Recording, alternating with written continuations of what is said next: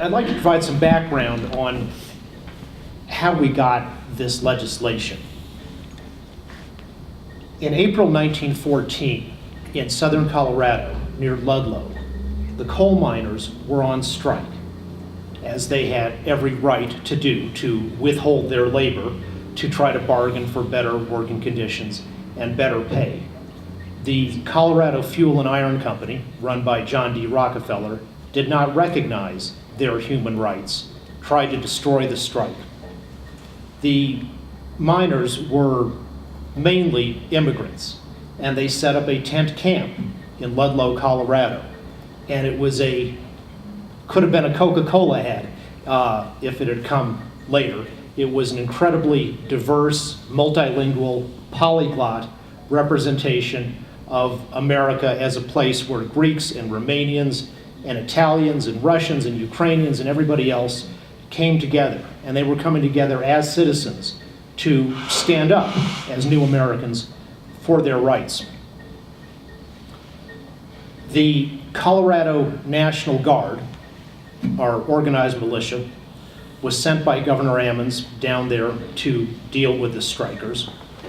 Most of the National Guard quit in disgust about what was going on, and the real National Guardsmen were replaced by company goons from the Colorado Fuel and Iron Company. On Orthodox Easter Sunday morning, the company goons opened fire on the Ludlow camp. In what is now known as the Ludlow Massacre, they killed dozens of people, including 11 children and 2 women. The case was a national sensation, needless to say.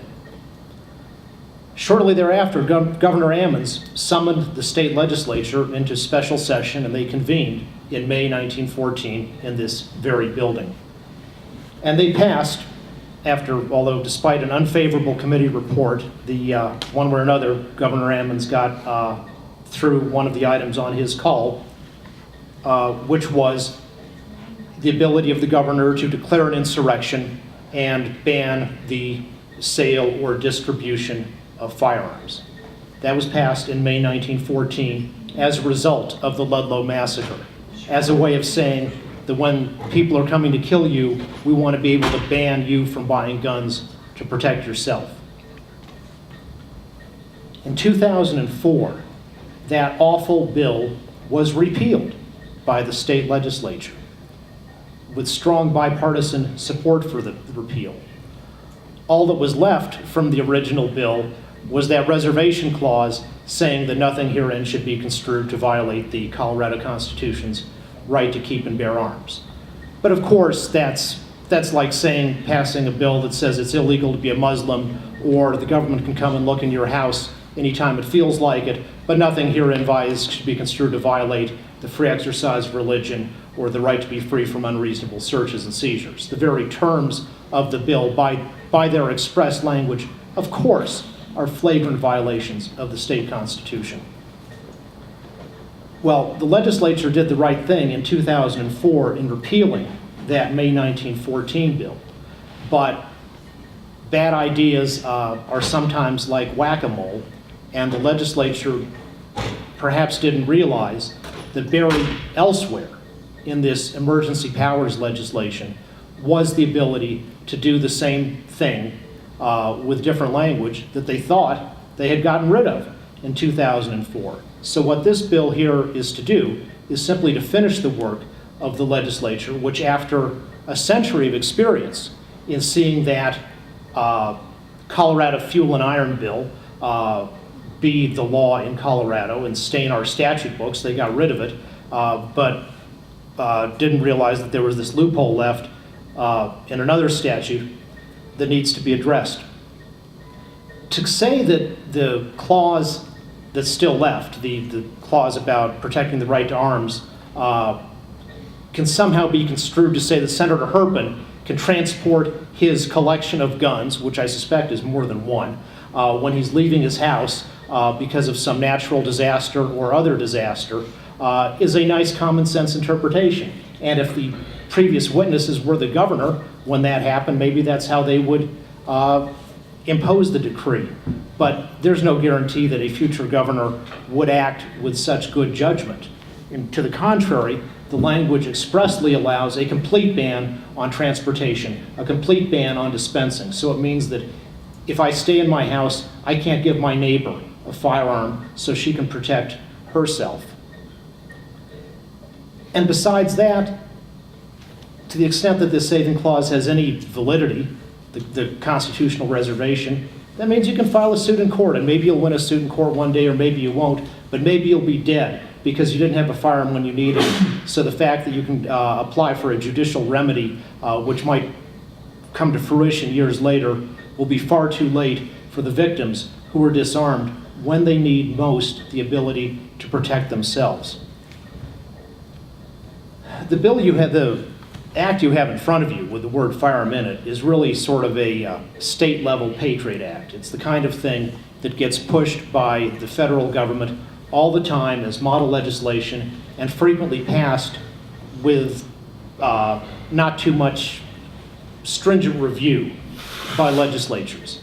And what we've seen from the federal experience with the Patriot Act and from lots of other legislation is that people enact push for broad laws to give themselves broad power because they have high confidence that they themselves won't violate those, won't use those expansive powers unreasonably. Nobody's saying that John Hickenlooper, our governor, has some intention to abuse this law. But what we know from presidents of the United States and from governors of the state of Colorado is that we often get good people to be governor, and sometimes we don't, and sometimes we get people who take powers that they do have by statute and grossly abuse them. The state of Louisiana had a statute quite similar to this one that was in effect when Katrina hit. Now, in fact, the house-to-house gun confiscation and gun confiscation from people who were fleeing New Orleans in St. Charles County was not conducted in compliance with that statute, which requires the proclamation of an emergency and various particular steps. That was purely a highly lawless act carried out by the superintendent of the New Orleans police and of the adjacent parishes. But the Louisiana legislature, after the catastrophe of the disarming of innocent citizens following Katrina, repealed this statute, which is the same, comes from the same uniform model that our statute does. Around this building and around the state in the past couple of years, we've heard a lot of the phrase, "I support the Second Amendment, but." And sometimes those people, you think maybe they don't really support the Second Amendment, but this is just a phrase they got taught by the consultants. But some of those people who said that phrase really do support the Second Amendment, and they also believe that there are some permissible restrictions on it. For those people, this bill ought to be a very easy way to vote aye. This is a bill that simply takes off the table the most unreasonable thing the government could do, which is to take away the ability of people to acquire, transport, or share the means of self-defense in an emergency when they need it the most. If you're one of those people who supports the Second Amendment, but this is the bill on which to vote for the Second Amendment because. So I respectfully urge a vote in favor of this bill. Thank you. Are there any questions for Mr. Kopel? Senator. Thank you, Mr. Chair. Mr. Kopel, thank you for being here. I appreciate your testimony. And that I was having a discussion with the previous witness. I mentioned the fact that the Second Amendment was there not just to allow people to defend themselves in a crisis situation like Katrina or the Rodney King riots, but also to defend themselves against a lawless government. And she scoffed at that. She said, well, I would hope that we would never see a governor be exercising their authority outside of the law. I'm not exactly sure what she said, but she scoffed at the thought of that. Are you saying that we have had a governor in Colorado that has actually exercised his authority to deny people their right to self-protection and utilized his authority to kill people, the citizens of the state of Colorado? Mr. Kopel. Well, I'd say the calls for the resignation of Governor Ammons following the Ludlow Massacre, which those calls were not heeded, were based on the view not necessarily that Governor Ammons had violated the law, but certainly that he had acted with poor judgment, including allowing the state militia to get out of control, and instead of being a force for keeping the peace, for the preservation of law and order, had allowed it to become, in essence, a military proxy of the Colorado Fuel and Iron Company. Thank you. Are there further questions for Mr. Kopel? Senator Hurd. Thank you, Mr. Chair. Thank you, Mr. Kopel, for being with us this lady and for all you do to protect our rights.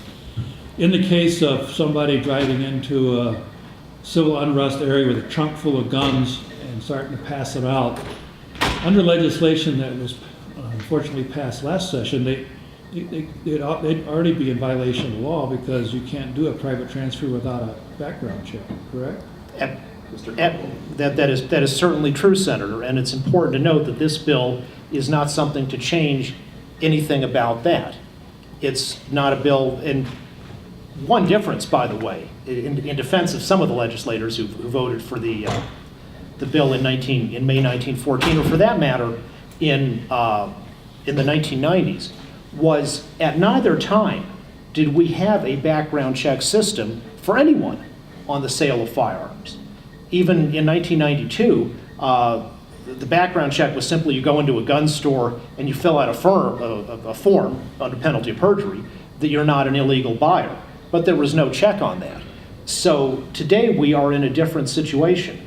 Nothing here would change the law we've had since the mid-1990s on retail sales, or since last year on private sales, that no one can acquire a firearm without having a background check beforehand. And I'd suggest that in the cases of the bad guys distributing guns in a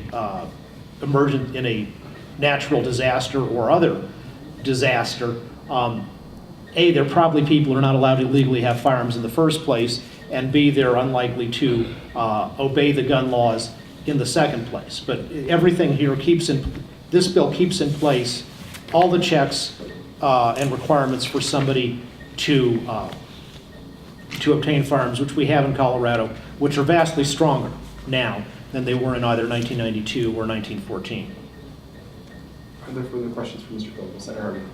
Thank you. I would just like to point out that you are able to transfer firearms in Colorado for 72 hours without having to do a background check. But I'd also like to point out that the Rodney King riots lasted for 6 days, from April 29 to May 4th, 1992. So if you did transfer a firearm beyond those 2 days to allow somebody to exercise their inalienable right of self-protection, you'd be in violation of the current state statute. That is true, although in California that would not be the case, because California, while like Colorado, requiring background checks on private sales, California's law is that 30 days is the permissible period for just a informal loan between people who know each other.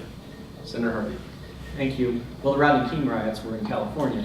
Yes. And California also has the 30-day rule on transfer of firearms. Yes. Most states that have a restriction on the transfer of firearms has a 30-day rule. Colorado is the only one that has a restrictive 72-hour rule. Mr. Kopel, would you like to respond? Simply adding one little zero to last year's bill, House Bill 1224 would make it a lot better, to change that 3 to a 30. Are there any further questions? Seeing none, thank you for your patience and your testimony. Thank you, Mr. Chairman.